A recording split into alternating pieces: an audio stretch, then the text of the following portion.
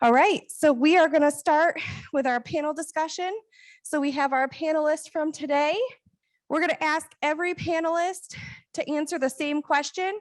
Then we'll open it up to you guys, just like we did yesterday, and then we'll let the panelists respond. All right, panelists, do you think the public understands the unique risks that the short-nosed dogs and cats have with travel? If not, how can we improve communication on this? Dr. Gwen Maginnis, would you like to start us out, ma'am?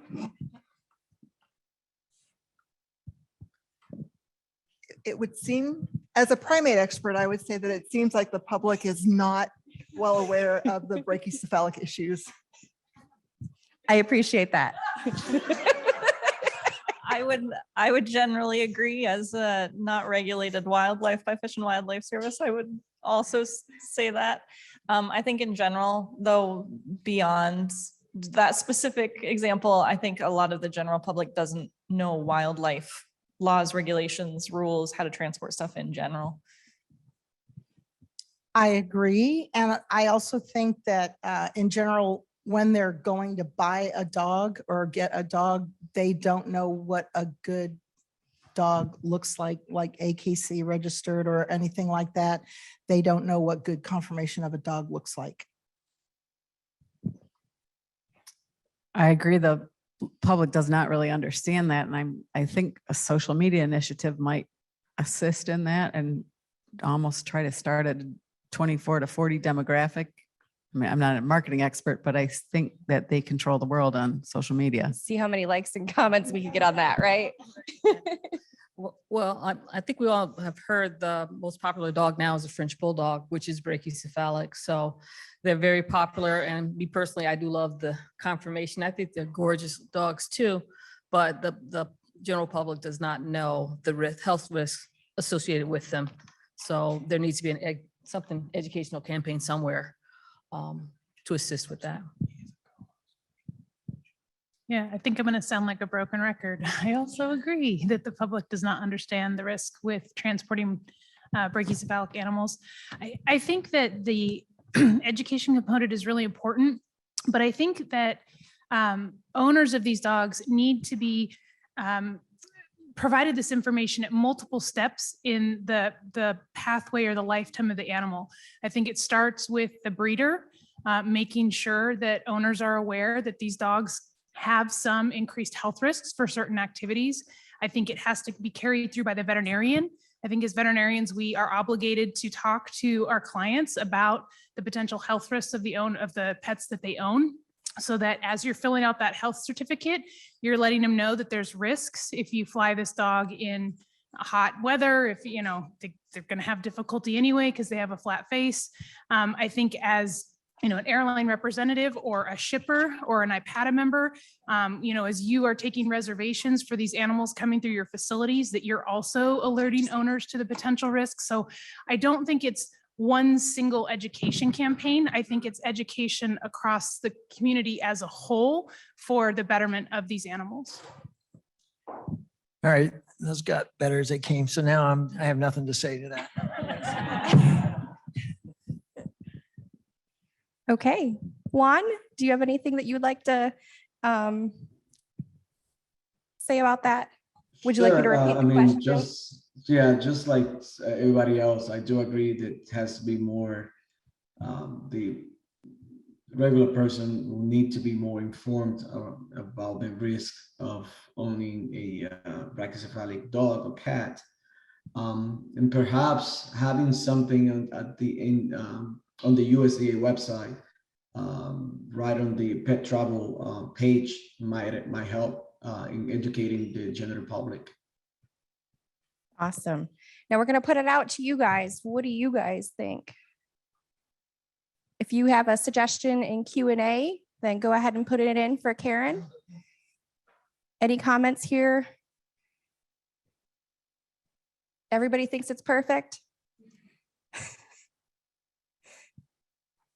Karen? Oh, we got one? All right. I brought this up yesterday, but is anyone working on advocating to Congress or something for changes in the legislation in terms of people's ability to import these animals into the US beyond, we heard some things this morning about maybe some transportation regulations changing, but it seems a little bit obscene to me, the number of animals that are being imported for adoptions into the United States when so many animals here need to be adopted. And I think I like what you said about a social media campaign, maybe some YouTube videos that sort of highlight the problems with some of these animals. Your talk today about the rabies and whatnot scared me to death, about these animals, so I don't know what the solution is, but it feels like to me, it's only going to get worse because this seems to be the hip thing to do, to import a dog from another country because like you're saving it or whatever you think you're doing. But I just think that if you look at how many animals in our shelters need to be adopted right here today, if you went to that Dallas shelter, you'd lose your mind. It just seems obscene to me that any government entity is allowing so much of this, and it takes such a huge amount of time for the USDA, for US Fish and Wildlife. It just seems, I don't know who would handle that, but it just seems like maybe we need to start at a higher level and work at changing some legislation and not making it so easy to import animals into the US. And I mean dogs in this case. Panelists, any comments at all? None? Chad, do you have any comment?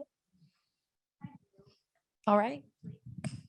So to your point about how can we make change? So some of it is awareness, because there was and there is a Healthy Dog Importation Act that is out there and proposed legislation, and that would actually give a lot of authority to CDC and to USDA and to others to really help limit and put further restrictions that are, bound, come up through science to help with some of these problems that we're seeing in imported dogs.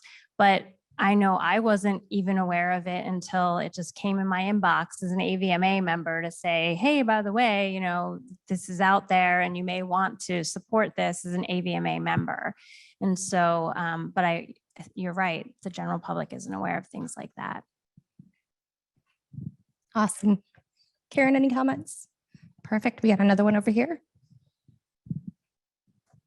I was just going to add about the Healthy Dog Importation Act. That is actually being added on to the Farm Bill.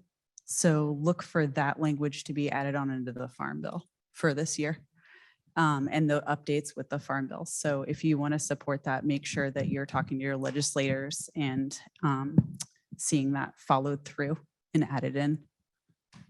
Rachel, did you have something? Yeah, I think some of it is just ignorance about the biology of that whole thing. They don't understand about the skin folds. They don't understand about the compromised airway, and they don't understand about what happens to the animal when they're being shipped. And I don't think that they understand that, that it's actually, dangerous to ship them. And I think maybe if there were some visuals for people and explaining that airway being compromised, that maybe that might help with the education aspect of it. Shannon, I have a couple of responses on the online. Go ahead, Karen. As a veterinarian, I can tell you that you can talk to clients about various issues with certain breeds until you are exhausted, and only a few will even get it. They only hear what they want to hear. I guess it's more of a comment. And then the next person, I agree. The rescue community sees more and more brachio dogs because the owners buy them, but do not understand the health issues that come with this breed for breeding in general, and at the end cannot care for them due to the cost. Great comment. We have another one over here.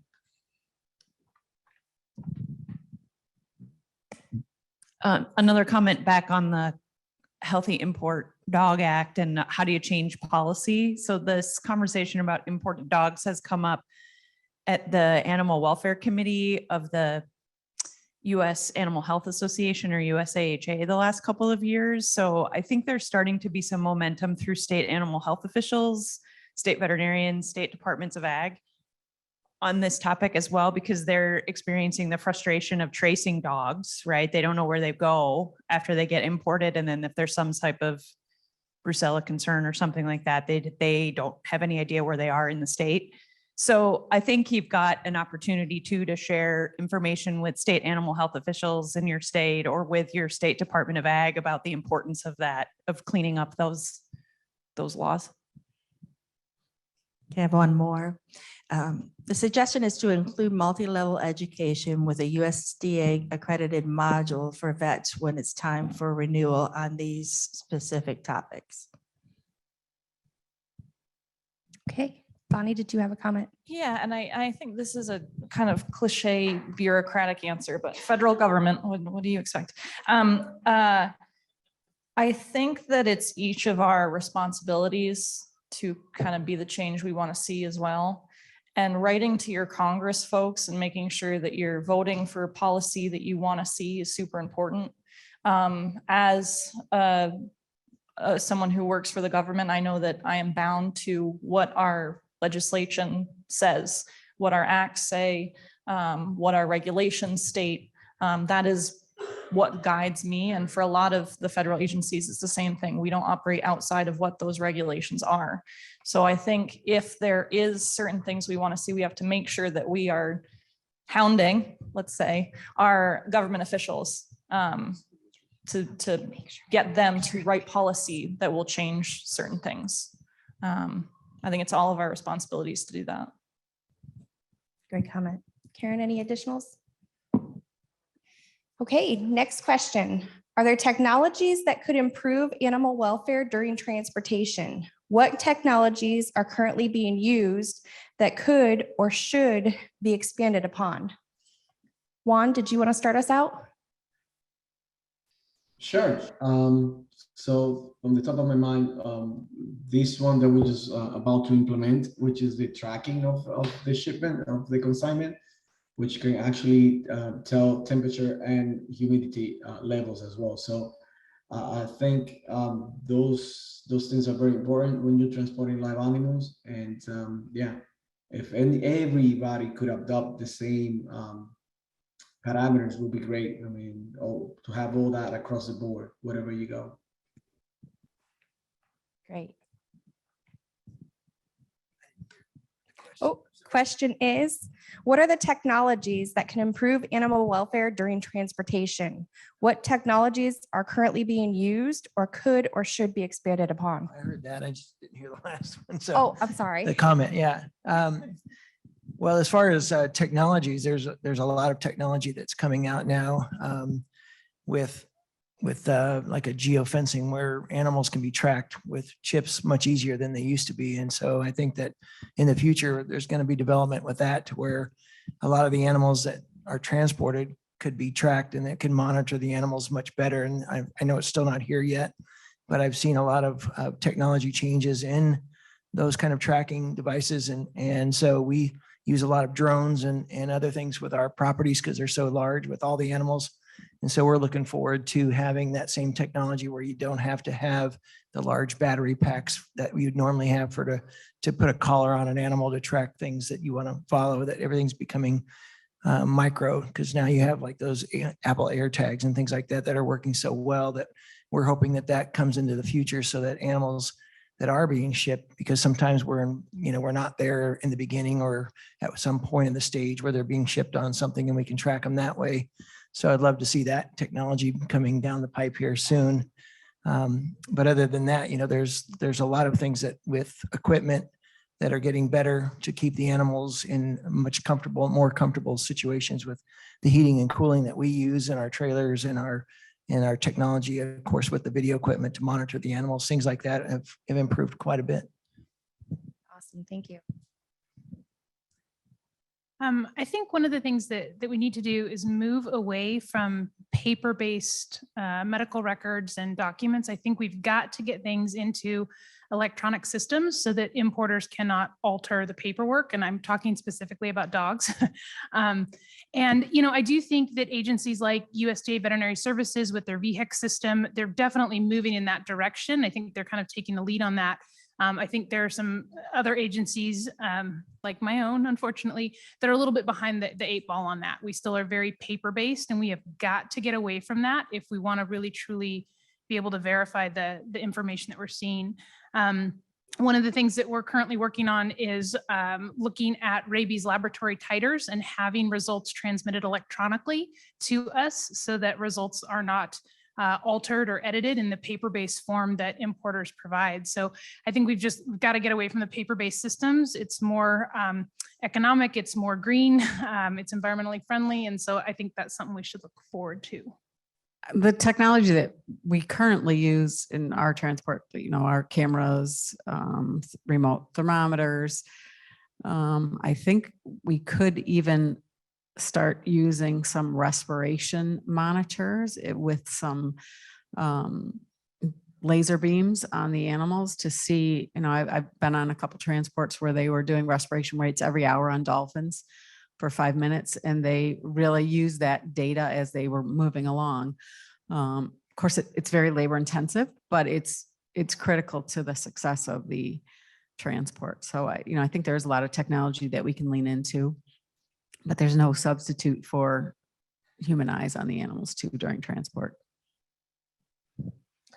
Having come from the registrar world, it would be nice if a lot of this technology was standardized and could talk to each other, especially from the transponder world. There's so many different kinds of transponders, and now there's different requirements for different agencies for different types of transponders, and different states have different requirements. If it could all be standardized so that we're all using the same type of transponder, that would be great. We could minimize hardware, we could streamline costs, we could streamline and make things more efficient. I also have seen some really cool things with heat cameras where you can take a picture of an animal and you can see where maybe their leg is a little bit warmer in one area, which indicates that there could be an injury in the leg after a transport. So that's something that is a new technology that can actually be helpful, where you can see something that you can't see with your eye, but a heat camera can actually be a really good indicator of a possible injury that you don't see. Teleportation. No. Agreed, no. agreed. So, I think standardizing is definitely something that I think we need to move forward to. Standardizing what information the airline gets, what my agency gets, what CBP gets. A really big hiccup that we have is that our system, our electronic declaration system, and our declarations in general don't always communicate directly with CBP. So if we have cleared a shipment and CBP doesn't know about it, there can be an unnecessary hold, there can be delays. So just making sure that whatever platform we're using, between even the broker, the importer themselves, to like a clearance system, standardizing all of that and communicating between the agencies, I think is important. Gwen? Well, we talked about microchips and transponders for tracking and identifying animals, but there's also microchips and transponders that measure heart rate, body temperature, activity levels. And these could be a great resource to give objective measurements and data on the animals during transport that can be used to monitor their welfare. Wow, you guys had a lot of great suggestions. All right, how about the audience? Oh, no, Juan went first. All right, what about you guys in the audience or at home? Got a comment over there? Somebody listed a FitBark health tracker. There's a program called Global Vet Link that we require all of our rescue partners to use. And one of the really great uses of that is that it won't let you make a mistake. So if you say you're leaving one state and you're going to another and you put that information into the system, in order to create your health certificates, you have to be compliant with what's required in that state or it won't print a CVI for you. So it's called Global Vet Link. So it's a great program to look into and maybe to expand on for all the international things as well. Because it really does help rescues that want to do it right, but make mistakes. It's a great idea. I have one more. I think they're recommending through this question, it says, are there efforts being made for specific countries so our agencies can get import documents electronically to ensure those documents are not being altered? And if so, who is leading that charge? Panelists, any idea? Can you say the question again? I'm so sorry. Can you repeat the question, Karen? Are there efforts being made with specific countries so our agencies can get import documents electronically to ensure those documents are not altered? And if so, who is leading that charge? And if not, they want it. So just from the dog side of things only, I'm not speaking about wildlife, but USDA Veterinary Services does have an electronic system that communicates with many other countries electronically. Not all countries accept electronic documents, but I would consider them to be the agency kind of leading this effort for at least companion animals and livestock and potentially wildlife, but I don't want to speak about wildlife. Bonnie, did you have something to add to that? So yeah, on the wildlife end, we're doing some really exciting work internationally. We work really closely with a lot of foreign parties, and we have US folks who are attachés, who are kind of our in-between people for other government agencies. CITES right now, we are doing electronic CITES, and this is very exciting. Again, not all countries do it yet, but we're kind of working towards getting those electric CITES set up. And what that is that's a way that the country can actually issue it. And in theory, they can send it directly to us. So it would eliminate like a lot of paperwork, a lot of having to ship documents. And so that is something that we're looking to digitize. Awesome, thank you. I know in my state, the state puts data loggers in commercial kennels, and then they come every 6 months and pull all the data off, the temperature and humidity. Does anybody routinely use data loggers when they transport? Panelists, anyone know? Can you repeat that again? It was data for. So there's data loggers that you can use to track temperature, humidity. It doesn't have to record the whole time. It could be just left with the crate or in the truck. And then you could pull it off later and get the data off. So Yeah, we haven't used any of those. I know they exist out there. We monitor them well enough that we feel that we're able to, but there's definitely those times I talked about that we aren't there in person to be able to do it. And we'd love to have that for those. But most of the time we're monitoring all those things ourselves. But if we could have those, that'd be great. Rachel, did you have something to add? So zoos do use those types of devices. It depends on what type you use, whether the airline accepts it or not. They are accepting more and more brands. But usually the zoos will only use it if it's like a high profile animal or a sensitive animal that they're concerned that something's going to happen. For the typical everyday shipment, I mean, like if you're in a large zoo, you're going to have shipments every week. So it becomes a costly thing too. And unless somebody's studying that data at the institution, unless you have a research department or it just gets mined or it doesn't, somebody's collecting data without a purpose. So there needs to be somebody that's actually using that data, or if somebody's using the data, then they have a purpose to collect it, then they'll look at it. But like we did collect data on the elephant when he came from Australia, but they didn't do that for every shipment that we do when I was there, so like I said, reptile people sometimes collect that data. Probably if you're shipping eggs, you'll want to collect that data. But it'll be collected in the container too, because you have to monitor the temperatures of the eggs, especially if it's an endangered species. And those are the only 2 eggs of that year, of that species. You're going to want to make sure that everything's just right.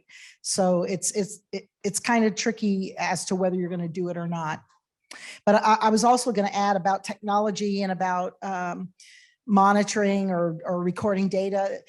Zoos are becoming way more electronic in their records keeping than they've ever been. And there's, more and more leaders in this industry. Species 360 is one of the largest ones. They've got global databases, which actually connect medical records globally, individual animal records, stud book records, which actually analyze the breeding programs. And so the stud books, individual records and the medical records are all combined in one database now. So if I'm going to get an animal from Australia, they can turn on that animal's record. I can look at the record and we can see the notes from the animal in Australia. And when we get the animal, the vets have already seen the medical records. They've seen the testing. The stud bookkeeper knows it's coming because it's already been turned on and they see that animal's data. So there's a lot more modern conveniences for that type of stuff, and more zoos are sharing their data. There was initially a lot of pushback because of privacy concerns, but they've overcome a lot of that with a lot of the sophistication that they have. But it's a real-time global database. You have to pay to be involved in that, but you become a partner in that group. And but there are a few other major players in that arena that are also involved in that. But yeah, it's becoming a kind of a cool thing. Okay, next comment. So I've got 2 comments. One, if there's any other pet shippers left here, this might be good to know. There's a 50-cent sticker that you can buy from a freight company that you can put on crates. It measures 85 up to over 100. It's good enough, just for a single use. If temperature exceeds during the entire transport over 85, it will just turn black, and then you basically track it. So I'm doing a little testing phase with the pets I ship. Second thing, and I say this a bit of a comment and warning based on what Dr. Emily said.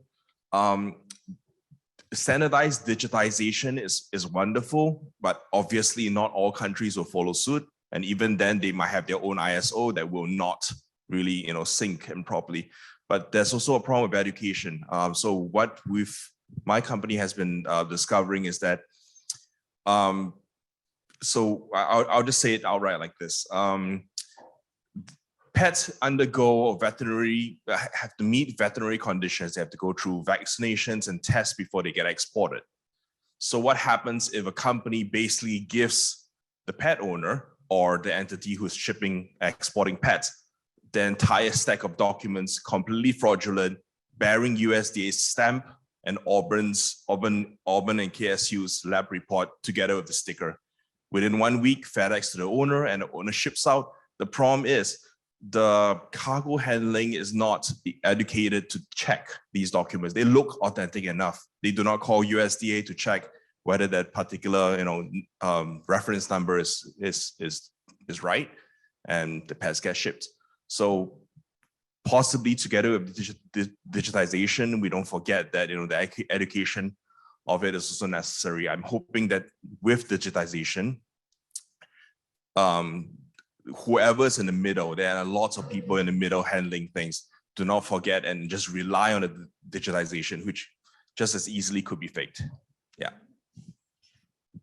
Awesome comments. Karen, we have any virtual comments?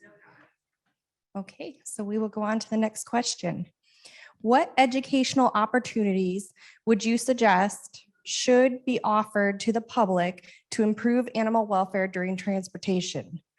Things like an annual or biannual symposium, virtual training, live webinars, recorded webinars, anything you guys can think of. I think it really depends on the audience. If you're talking about the general public that might be wanting to travel with their pets or transport their pets, that's going to be a very different approach than Another challenge that we talked about is with some of the airline staff, there's a lot of turnover in the staff. And so, having a symposium is not going to be all that helpful, because if anybody gets to go to that, it's going to be a new team shortly afterwards. So maybe having something like an aid or a handout or something that is readily available in the area where these people are working, so they can always reference it, might be a useful approach. It just really depends on the audience and who you're trying to reach with that message. Great. I totally agree. I think it's the goal of what information we're trying to give people. And I think that'll dictate what platform. Sort of anecdotal, but I guess it applies.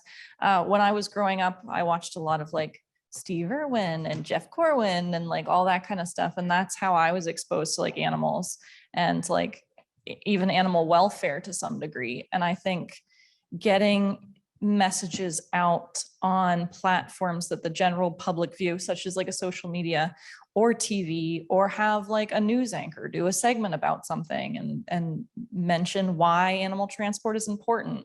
But again, it really depends, I think, on who your target audience is. Local wildlife agencies, pet shops, animal clubs, anywhere where people gather that has anything to do with animals. Schools where people go to talk about animals, hitting people when they're younger and they're kids, that is the best time. They always say, if you don't teach kids how to play tennis, then there's no reason to build tennis courts. If you don't teach kids about zoos when they're little, then the zoos are never going to have people come to the zoos. People always come to the zoos because their parents brought them to the zoo. So if you teach people when they're little, then they grow up learning about all this stuff, and it gets carried on. So I think you have to teach them when they're young. The airlines might not appreciate this suggestion, but when I've gone on cargo planes, before I leave, I have to watch a video and take a little quiz, knowing where all the security things, and not, then I'm going to follow all the rules and not bring any alcohol or all those things. But if someone's bringing their dog to ship on an airplane, that make them demonstrate that prior to dropping the dog off and with the vet certificate, that they've watched the video and they understand the authority and responsibility they have in the shipment. Oh, I agree with you. Definitely not at the time. I would say prior to booking and everything. And that should maybe be confirmed at booking, that they are aware of the regulations or policies for the animal transportation. My thought is though, as a veterinarian, I really truly believe we are supposed to be the advocates for animals, and we're probably the closest to pet owners with their pets. So I think some training should be coming from the veterinary profession. That's my thought. I'm trying to think of the politically correct answer and not what's going through my head right now. No, I do think Bonnie had a point with targeting your messaging to the audience. I'm going to not get myself in trouble and stop there. Yeah, I just think it's about saturation, because in this day and age, there's so many avenues for information that I'm always amazed at when you think you're saturating and getting the message out there, that how many people you still meet that say, I never saw that, I never saw that, I never saw that. And so I think today it's more of a challenge than ever. And so sometimes it takes something that's so incredible or impressionable that people then by word of mouth start telling everybody and talk about it. And that seems to spread better and faster than trying to hit specific media points. So even though you have to put it out there and certain venues or avenues, the message really has to be something that's impactful enough to make people talk about it, is how I feel about it. Awesome. Juan? No, I agree with everyone. I believe this, depending on the target audience, then you may be able to develop some awareness training or whatever it may be. If you take, for example, pet owners, they go to if they fly international, they go to the USDA website and they see that information there. If the same information is being told to them by their vets, and then when they approach the airline, they get the same information. So I think that will get stuck in their head, and going forward, they will probably do the right thing. So it depends on, like, again, what the target audience will be. Great comments, panelists. All right, now it's your turn again. Let's see if we can get a little bit more participation. What do you guys think that we could do for educational and outreach to make sure? Oh, we got our first comment. We're already on a start.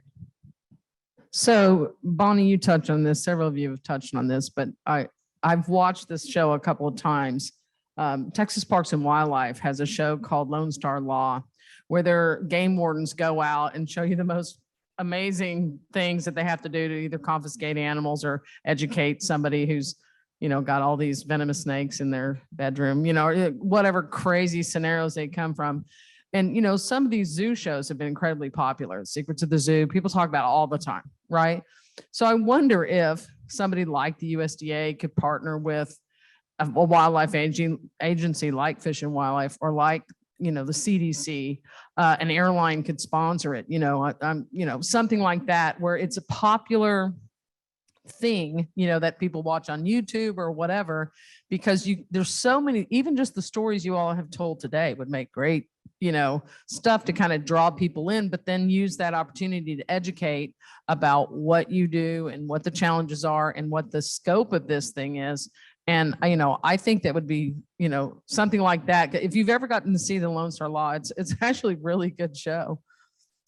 So I'm going to call on our Customs and Border Protection colleagues over there. What is the name of that television show where they go around to all the ports and they follow CBP and they track all the animal stuff and the drugs and the craziness? Do you guys remember? I know you. To Catch a Smuggler. That's it. To Catch a Smuggler. That's a great show. So I do think, props to CBP for kind of leading the way with that and showing what life is like at the airports, not only for animals, but for people too. So. Awesome.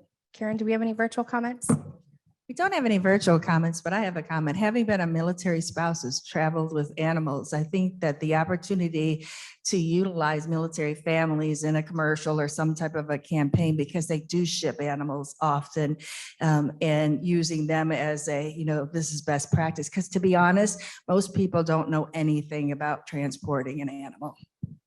Awesome. Nick, go ahead, Chad. One thing I've always talked about clients with is transparency, because I actually fly on the freighters. I fly with horses, livestock. That's part of what my specialty is. So whenever I show a client the inside of the freighter, where the animals are, they get a lot better sense of that. Whenever I have pets coming in, they ask, why do I have to do all this CDC stuff from high risk? Is there any benefit to, like seeing the examples of the rabies and how that became a problem? Is that something that should be shown more to the public, not just here, but like, hey, we're having to do this because we've run into these problems before. So where people aren't saying, oh, why are they making it difficult? There's a reason why.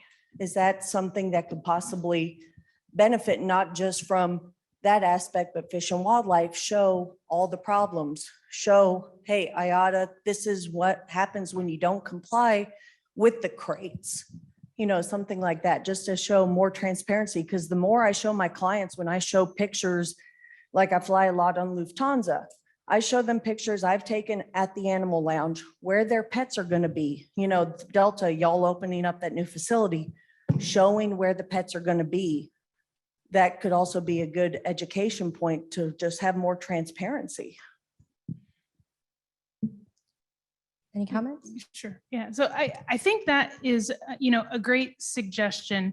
I think we have to be cautious in that, because while we want to get the information out and share stories and share real life experiences, I think we do have to be careful of the shock value and inundating people with some of the horrendous things we've seen over and over and over again, because there is a psychological component where people just kind of become immune to it. You see it on the news now.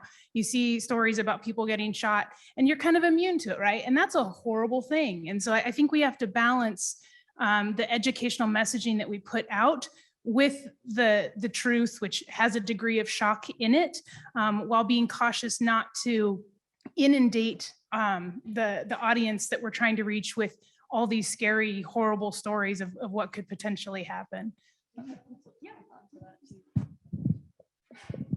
So we talk a lot about the Joe Exotic stuff, right? We're all familiar with this. It ended up in pop culture. It's kind of a good example of what we could start to do. I think the problem with sometimes some of the stuff is that people are only receptive to the bad and the spooky. So they look at Joe and they're like, he's in jail now and he had all these tiger seized. But it's like, well, did you know that we have the Public Big Cat Safety Act now that's come out? You know who Joe Exotic is, but you still don't know what the regulations are. So I don't know what the answer to that is, but I think that there is definitely that shock and immunity that you get to these things. And I don't know how to mend that, but I think that is a big part of it.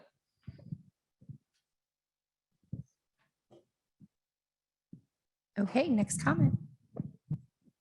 Okay, so one of the thoughts that I had thought, at least from the pet perspective, is what about collaborating with more private sectors, like private entities like the big corporations like Petco's and PetSmarts, you know, because I was kind of building off with what Rochelle was saying, but like you have to be educating where the people are, what are the biggest places that people with pets go for their needs. I don't know how that can be done, but wouldn't that be amazing to really those be true partners and really making sure that people are on board with everything to do with pets, travel, all those things. They'd probably have to get rid of some of those carriers though, that they probably sell. Any comments from the panelists? I'll just say, I have dual hats. I work with Delta full-time. I also do part-time work as a veterinarian out in practice. I work for Banfield. And one of the things just thinking about the whole process of pet preparedness for air travel, I've always thought that in my mind, preparation for pet travel should also be a part of all the other preventive measures we do for pets, such as your vaccines, heartworm prevention, all these things have that attached with it, is my thought. But I guess you could say it's my thought. I don't know how to get buy-in from a Petco or a Vetco or a Banfield for them to jump on board with it. But I do agree it should be more involved as far as taking care of your pet. So in a sense, it should hit the veterinary industry and also the pet industry in reference to the information being shared. The suggestion on line was for the airline industry is to require travelers to complete an online course in that it would electronically not allow them to register their dog for transport until that course was completed. Yeah, I'm not sure about that. I'm not sure about that, to be honest. I'm in the process of selling my condo and buying another one. And they had a kind of a cool, they had these series of videos because I don't know the acronyms. I don't know what kind of paperwork they're telling me to sign. They had these videos. They said, this is what this document is. And you click and you watch the video and before you sign. So I kind of like what they were saying about, before you do the reservation, maybe there's a link that you click to watch the video. This is how you should prepare your crate. Maybe there's a series of videos about the crate, the food, the type of animal, and maybe they have to go through these series of videos and then they can make the reservation. I think that's a good idea. I think that would be a visual. It would be somebody talking to them. They can see the animal. They can see the crate. I think that's a good idea. I like it. All right, we have one more comment over here. Going back to what Dr. Bryant said about not knowing how to get in touch with or partner with like a Petco or a PetSmart or something. So a company that us in the zoo industry are very partnered with and so forth is Missouri, who is also Purina. And so that might be a way into Petco or PetSmart at Chewy. Chewy's one that a lot of people don't go into Petco or PetSmart anymore, but a lot of people order stuff on Chewy.com. Missouri works a lot with them, partners a lot with them. We're some of their biggest, So anyway, there might be an opportunity there. Yeah. Any additional comments from the panel? Okay, well, if you guys could give the panelists a second round of applause and thank them for their time today.